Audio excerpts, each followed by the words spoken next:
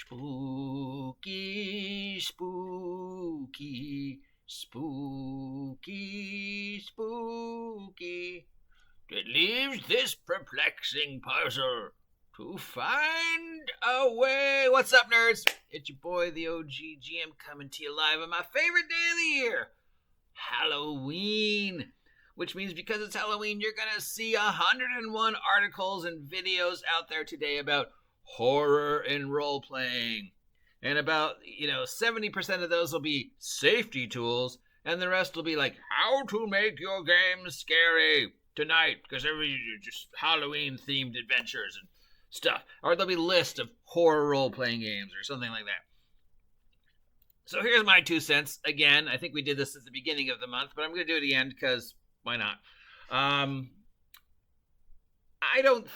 matter how good the system, you can't force horror on your players. You can't just say, make a saving throw versus fear, or go, ooh, spooky. The more you try and force the horror on them, the more they'll resist. It'll be harder and harder for them to separate from the reality of, I'm at a table, I'm in a brightly lit room, or worse, I'm at home facing a computer in a brightly lit room. So horror only works, right, if they're willing to suspend that disbelief, whether you're playing the video game or you're sitting in the theater watching the scary movie. The good horror works when we willingly give in to the premise of whatever we're watching and suspend, logic, right? And suspend the disbelief, suspend the idea of our logical brain going, dude, that's never going to happen. Why am I scared? Perfect example, Jaws, shark in Florida. Okay? Now, the main plot, of course, Jaws is not about the shark. It is about the city trying to cover up the shark attacks because they don't want to disrupt the tourist industry. That's the true horror of Jaws. And the true villain is the city council and the mayor, right?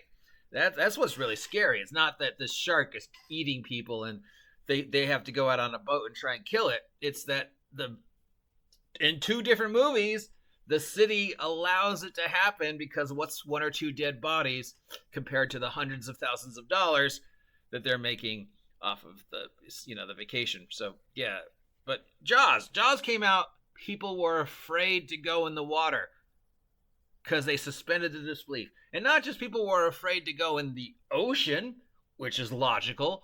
People were afraid to go in lakes, swimming pools, I'm sure there was even somebody who was afraid to go in their bathtub because they were now suspended the disbelief, bought into this reality of the shark.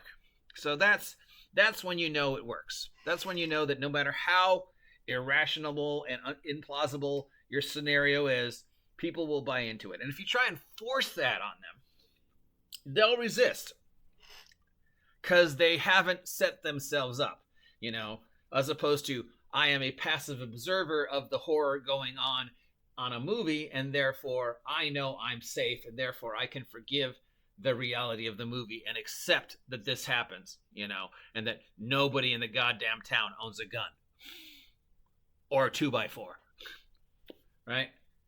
But having that same thing at a table, yeah, you gotta build it up. You gotta give them the ability to forgive the reality so they buy in. Because what you see on the movie and the TV show and the video game, that's not going to work at the gaming table. It's different parts of our brains activating and working, and we are not passive observers.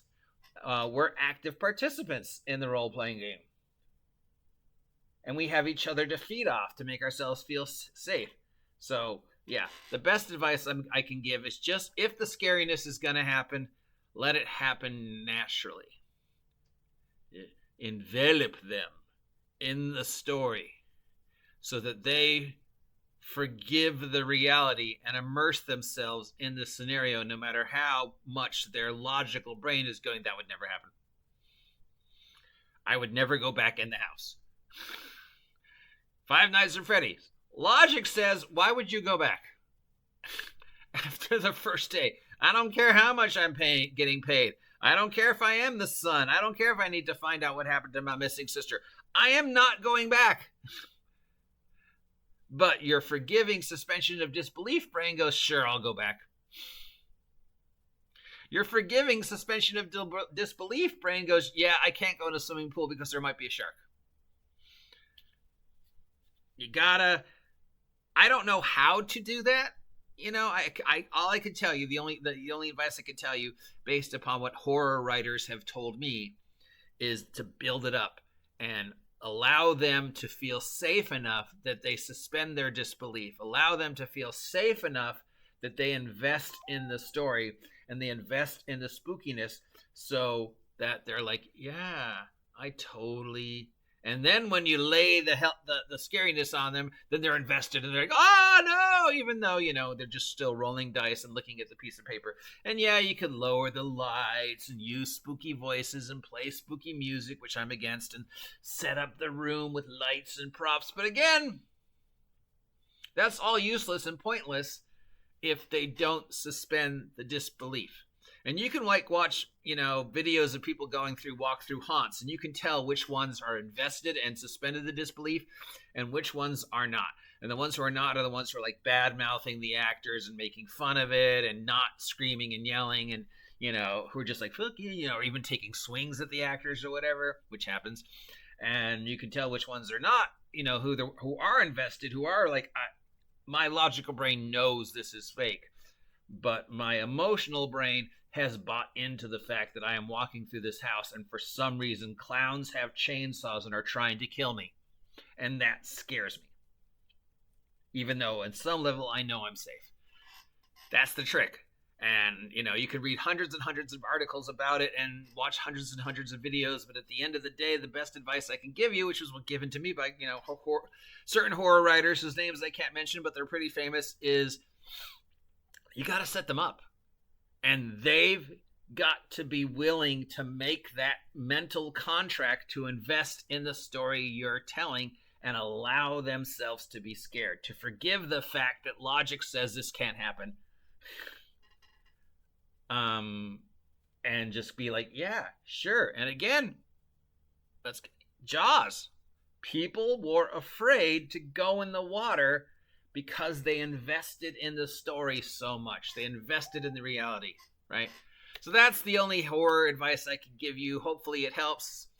Maybe it does, maybe it doesn't. I don't know. I'm sure lots of people out there have tips and tricks. So there's probably tons of videos you could watch today if you're thinking of doing spookiness. But bottom line, you know, horror and comedy, to force it, are hard. You've just got to let it happen naturally. Have a happy Halloween. Stay safe out there.